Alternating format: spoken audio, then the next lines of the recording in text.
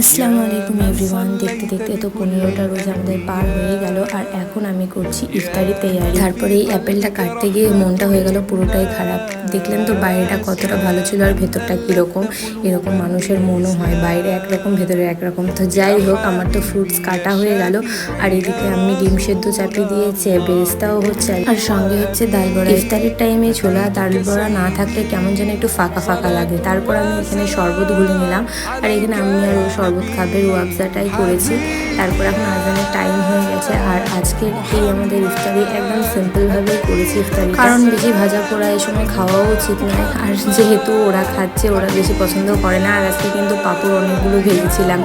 তো আমাদের এদিকে খাওয়া দাওয়া হয়ে গেছে। তারপরে একটু বেরিয়ে গেছিলাম, আমার মেডিসিন নেওয়ার ছিল, আর আমি ভাবলাম যে আমিও একটু বেরিয়ে যাই। আগের বছর তো এই সময় কত শপিং করতাম, বাট এই বছর এমনি ফাঁকা বসে আছি। তো যাই হোক, শপিং না হয় একটু ঘুরেই আসি বাইরে থেকে।